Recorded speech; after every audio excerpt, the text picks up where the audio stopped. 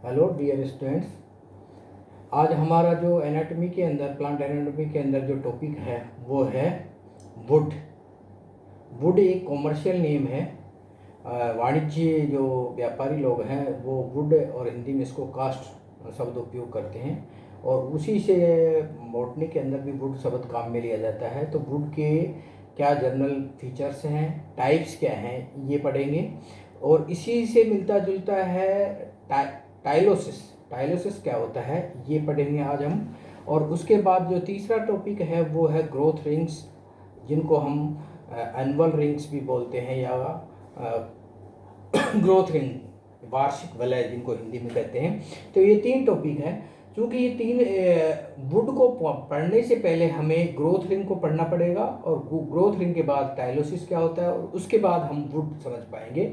तो सबसे पहला जो हम स्टडी का टॉपिक रहेगा वो होगा एनुअल या ग्रोथ रिंग, जिनको हिंदी में कहा जाता है वृद्धि की रिंग वलय या वार्षिक वलय। तो वार्षिक वलय क्या होती है?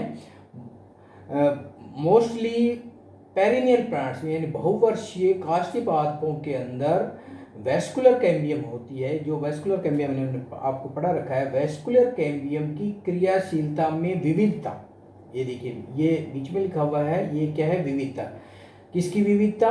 वेस्कुलर कैम्बियम की एक्टिविटी के अंदर वेरिएशन, विविधता के कारण जो द्वितीयक जाइलम की रिंग्स बनती हैं, उन रिंग्स को जब अनुप्रस्थ काट में देखा जाता है तो हमें कंसेंट्रिक सर्किल्स दिखाई देते हैं, जिनको हम क्या बोलते हैं? वार्षिक वलय कहते हैं। देखिए, यहाँ समझने की बात क्या है कि वेस्कुलर कैम्बियम है और वेस्कुलर कैम्बियम से जब सेकेंडरी ग्रोथ में के समय वेस्कुलर कैम्बियम बनती है तो इससे सेकेंडरी जाइलम और सेकेंडरी फ्लोएम बनता है, पहली बात। दूसरी बात, सेकेंडरी जाइलम और फ्लोएम जब बनता है तो इस वेस्कुलर कैम्बियम की क्रियाशीलता यानी इसकी एक्टिविटी में वेरिएशन होता है और इस वेरिएशन के कारण हमें क्या, जब तने की अनुप्रस्थ काट टीएस काट कर देखते हैं तो हमें कंसेंट्रिक सर्किल्स यानी वलय दिखाई देती हैं, सेंट्रिक वलय दिखाई, सेकेंडरी वलय दिखाई देती हैं और इन सर्किल्स को ही क्या कहा जाता है?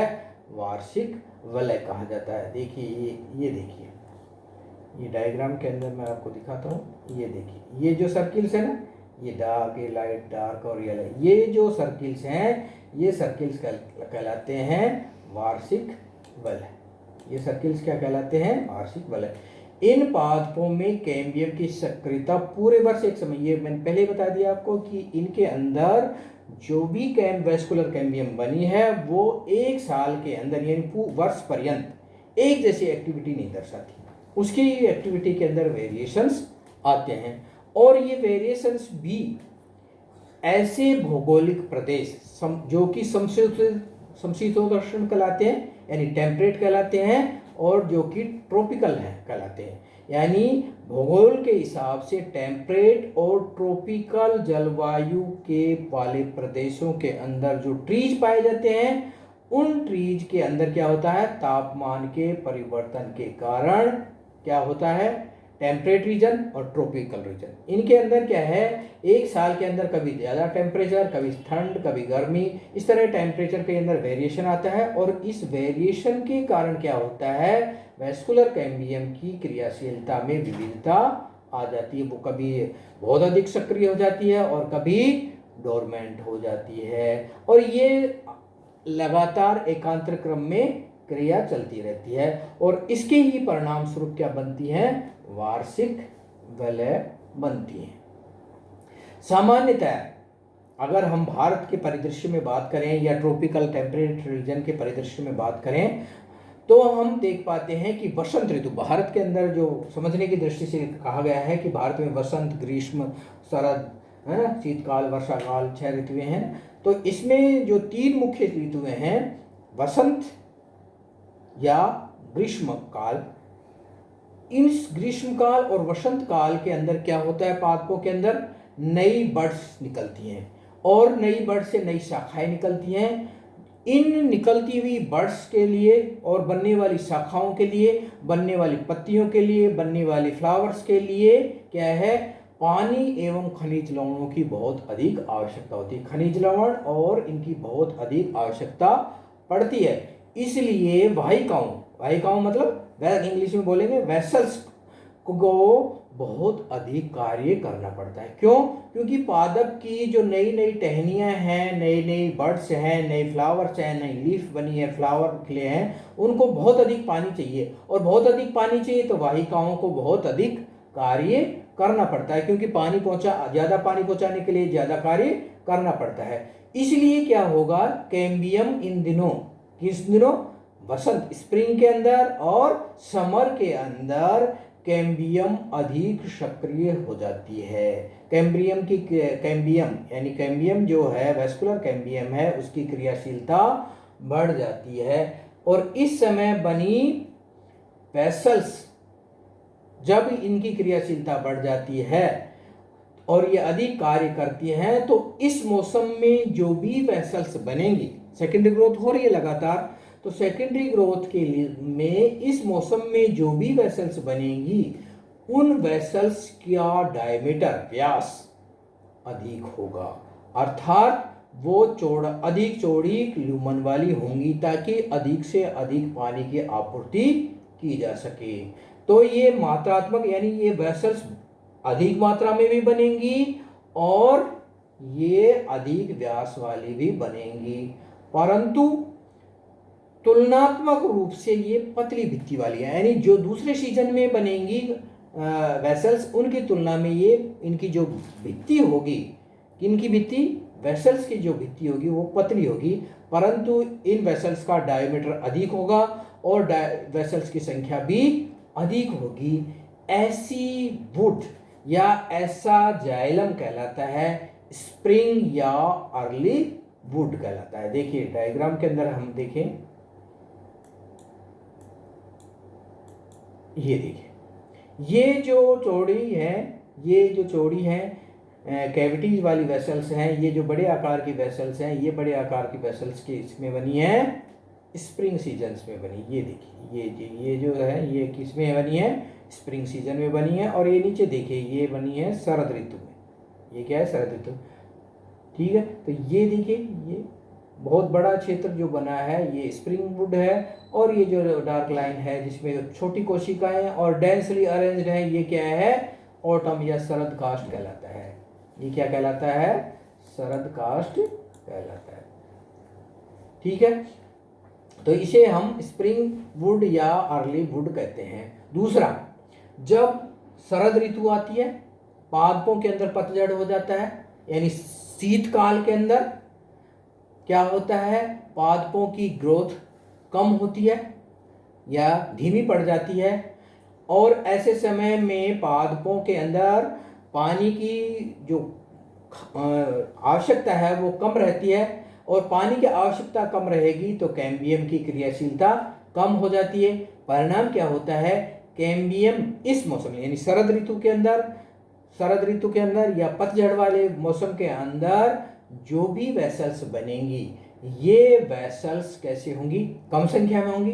दूसरी बात, ये वेसल्स नैरो होंगी, यानी इनकी जो व्यास होगा वेसल्स का वो संकरा होगा, नैरो होगा, परंतु जो इनकी भित्ति होगी वो स्प्रिंग सीजन की तुलना में अधिक मोटी होगी। इस तरह का जो कास्ट बनता है, इस तरह की जो वुड बनती है, उस वुड को कहा जाता है ऑटम वुड या लेट वुड। तो ये देखिए, कंपैरिजन देखिए दोनों का। ये जो बड़े आकार की कोशिकाएं हैं, ये बड़े आकार की जो वेसल्स हैं, ये कहलाती हैं स्प्रिंग सीजन। और ये मात्रात्मक रूप से भी देखिए, यहाँ से लेकर यहाँ तक ये बहुत अधिक संख्या में बनेंगे। और ये छोटे छोटे आकार की कोशिकाएं हैं, ये क्या है, वेसल्स ही हैं ये भी, लेकिन ये छोटे आकार की वेसल्स हैं जो कि ऑटम वुड में बनी हैं। तो इस तरह से एकांतर क्रम में बॉटम वुड और स्प्रिंग वुड, अर्ली वुड और लेट वुड बनता है। इस तरह से एक ही वर्ष के अंदर दो तरह का वुड बनता है, और इन दोनों तरह के वुड को मिलाकर कहा जाता है वार्षिक वलय या एनुअल रिंग्स या ग्रोथ रिंग्स। देखिए ये जो डार्क कलर की जो लाइन है, ये जो डार्क कलर की जो लाइन है, ये डार्क कलर की जो लाइन है, ये तो है ऑटम वुड। और जो ये हल्के रंग की लाइन है, ये देखिए डार्क कलर की लाइन है वो कम मात्रा में है, और ये जो हल्का रंग है ये ज़्यादा मात्रा में है। तो ये जो हल्का रंग है ये तो स्प्रिंग वुड है, और ये गहरे रंग है ये ऑटम वुड है। और अगर दोनों को मिला देंगे तो ये बन जाएगी एक एनुअल रिंग, वार्षिक वलय। दूसरे डायग्राम में देखिए, ये देखिए ये स्प्रिंग वुड, ये जो हल्का है ये स्प्रिंग वुड, और ये जो गहरा है ये ऑटम वुड। इस तरह से एकांतर क्रम में स्प्रिंग वुड और ऑटम वुड की लाइन बनती रहती हैं, और ये पादप के अंदर वार्षिक वलय का निर्माण करती है। तो ये हो गया ग्रोथ रिंग या एनुअल रिंग। दूसरा जो ऑब्जेक्टिव में कई बार पूछा जाता है वो है डेंड्रोक्रोनोलॉजी, जिसको हिंदी में कहा जाता है वृक्ष कालानुकरण। वार्षिक वलय, अगर वार्षिक वलयों की गिनती के आधार पर हम किसी पादप की उम्र ज्ञात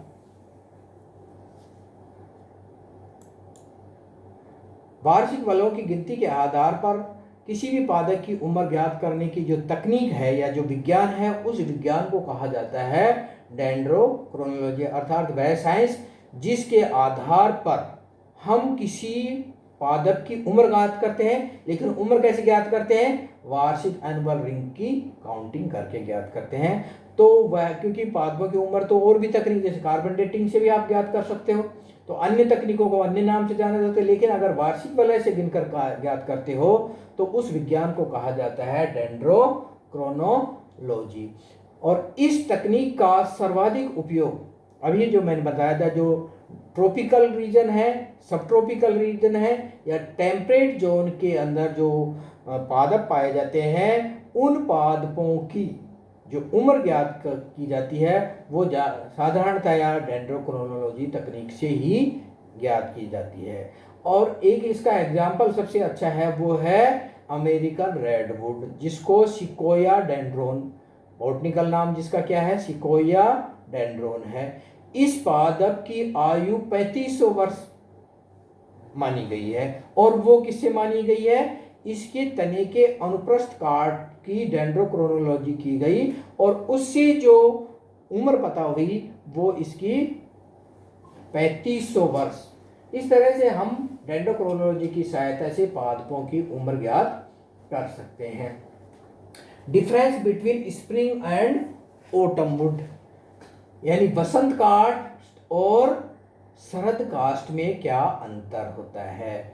वसंत काष्ठ क्या होता है? यह वसंत काष्ठ लाइट ब्राउन कलर का होता है। क्यों होता है? क्योंकि बहुत अधिक मात्रा में और चौड़े आकार की वेसल्स बनती है, इसलिए हल्के रंग का दिखाई देता है। और ऑटम वुड है डार्क कलर का दिखाई देता है। इट्स क्वांटिटी इज मोर, यानी ये बहुत अधिक मात्रा में बनता है और ये कम मात्रा में बनता है।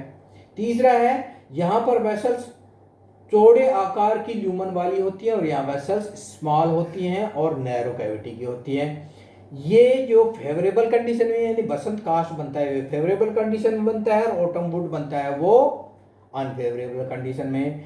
It is produce from more activity of, यह कैम्बियम की अधिक सक्रियता के समय बनता है, यहाँ कैम्बियम की सक्रियता कम होती है। यहाँ फाइबर लेस अमाउंट में होता है और यहाँ फाइबर मोर अमाउंट के अंदर होता है। दूसरा जो टॉपिक है वो है टाइलोसिस। टाइलोसिस क्या होता है? टाइलोसिस की अगर आप डायग्राम देखें तो ये है टाइलोसिस। ये क्या है? ये है टाइलोसिस। ये जो संरचना है ये टाइलोसिस है, और ये संरचना है ये वेसल्स है। इस वेसल्स का अनुप्रस्थ काट किया, और इस अनुप्रस्थ काट के अंदर ये जो गुब्बारे जैसी संरचना दिख रही है, इस गुब्बारे जैसी संरचना को कहेंगे, ये एलएस में है और ये टीएस में, इस गुब्बारे जैसी संरचना को कहा जाता है टाइलोसिस। अब टाइलोसिस क्या होता है? अनेक द्विबीजपत्री पौधे जो भी डाइकोट प्लांट्स हैं उनके अंदर परिपक्व, यानी जब काष्ठ परिपक्व हो जाता है या पुराना हो जाता है, या जो सेकेंडरी जाइलम है वो कई वर्ष पुराना हो जाता है, तो ऐसे समय में जाइलम की मृदुतक कोशिकाओं में या मेडुलरी रेज जो कि मृदुतकी होती है, मृदुतक जाइलम का मृदुतक हो सकता है, मेडुलरी रेज का मृदुतक हो सकता है, इन मृदुतक कोशिकाओं से फूली हुई यानी गुब्बारे जैसी फूली हुई आउटग्रोथ निकलती हैं, और ये आउटग्रोथ जो भी वेसल्स नज़दीक है उस वेसल्स में एंटर कर जाती हैं। इस गुब्बारे जैसी फूली हुई संरचना को वेसल्स में एंटर करने के लिए कौन मदद करता है? वेसल्स के ऊपर पिट होते हैं। उस पिट के माध्यम से ये गुब्बारे जैसी संरचना वाहिका में प्रवेश कर जाती हैं, और इस वाहिका के अंदर इस फूले हुई गुब्बारे जैसी संरचना को ही क्या कहा जाता है? टाइलोसिस कहा जाता है। ये टाइलोसिस क्या होते हैं? निष्क्रिय होते हैं, नॉन एक्टिव होते हैं, और ये सेकेंडरी जाइलम के अंदर बनते हैं। ठीक है, कई बार इनकी संख्या इतनी अधिक हो जाती है कि पूरी की पूरी गुहा टाइलोसिस से भर जाती है। किसकी गुहा? वेसल्स की जो कैविटी है वो पूरी की पूरी अंदर टाइलोसिस से भर जाती है। इस टाइलोसिस के पूरी तरह से विकसित हो जाने पर इसमें यानी टाइलोसिस जब अपना आकार पूर्ण रूप से कर लेता है तो इसके अंदर स्टार्च, टैनिन, रेजिन, गौन, क्रिस्टलीय पदार्थ भर जाते हैं जो कि पैरेन्काइमा से बनते हैं। जैसे जैसे टाइलोसिस पुराना होता जाता है इस टाइलोसिस की भित्ति मोटी हो जाती है, और इस टाइलोसिस युक्त जो वुड बनेगा उस वुड को कहा जाता है हार्टवुड या अंतःकाष्ठ। अंतःकाष्ठ में अधिक संख्या में टाइलोसिस संरचनाएं पाई जाती हैं, और यहाँ पर जो भी रासायनिक पदार्थ भरे हुए हैं किसके अंदर? टाइलोसिस गुब्बारे जैसी टाइलोसिस संरचना है उसके अंदर जो भी रासायनिक पदार्थ भरे हैं उन रासायनिक पदार्थों के कारण इस हार्टवुड यानी अंतःकाष्ठ के अंदर जीवाणु, फंजाई और दीमक उनका संक्रमण नहीं हो जाता, क्योंकि इसके अंदर टैनिन, रेजिन जैसे रासायनिक पदार्थ हैं जिससे जीवाणु का संक्रमण नहीं होता है। और यह जो हार्टवुड है इस रासायनिक पदार्थ या टैनिन के जमा होने के कारण गहरे रंग का या ब्लैक कलर का दिखाई देता है। इसलिए ये जो हार्टवुड है ये वाणिज्यिक रूप से कॉमर्शियली बहुत अधिक उपयोगी, मजबूत तथा महत्वपूर्ण होता है। जैसे कि कर्कश, मोरस, वेराइटीज के अंदर टाइलोसिस की बहुत अधिक मात्रा पाई जाती है। जिन पादपों के अंदर ये देखा गया है कि जिन पादपों के अंदर जाइलम मृदुतक नहीं होता है, कहाँ नहीं होता है? सेकेंडरी जाइलम के अंदर जाइलम मृदुतक नहीं होता है, या मेडुलरी रेज नहीं होती हैं, या मेडुलरी रेज मृदुतक की नहीं होती हैं, उन पादपों के अंदर टाइलोसिस नहीं बनता है। टाइलोसिस का आकार व आकृति वही जो वेसल्स है उसके व्यास पर निर्भर करती है। देखा गया है पादपों के अंदर कि जो पादपों का सेकेंडरी जाइलम को हानि पहुंचती है तो उस समय जो घाव भरता है पादप के अंदर वो घाव भरने का काम भी किसके द्वारा होता है? टाइलोसिस के द्वारा ही होता है। इस डायग्राम के अंदर हम देख सकते हैं, ये देखिए डायग्राम के अंदर ये जो कोशिका है ये मृदुतक की कोशिका है, ये एलएस है, ये मृदुतक की कोशिका है, और यहाँ से लेकर ये कोशिका है ये वेसल्स है। इस वेसल्स के अंदर मृदुतक से ये निकला हुआ टाइलोसिस, इस टाइलोसिस के अंदर क्या भर जाएगा? टैनिन भर जाएगा, और कालांतर में ये यहाँ तक इस वेसल्स को बंद कर देगा, अवरुद्ध कर देगा, और ये वेसल्स अब पानी का परिवहन नहीं करेगी। इस तरह देखिए यहाँ पर ये छोटा, इस तरह से बहुत सारे टाइलोसिस दिखाए गए हैं। तो ये संरचना कहलाती है टाइलोसिस। Thank you. ये जो दो टॉपिक छोटे छोटे हो गए आज आपके, कल हम बोलेंगे वुड लकड़ी क्या होती है, वुड कितने प्रकार की होती है और उनके क्या क्या कैरेक्टरिस्टिक हैं। इसकी PDF हम अभी आपको व्हाट्सएप पर अपलोड कर देंगे। Thank you.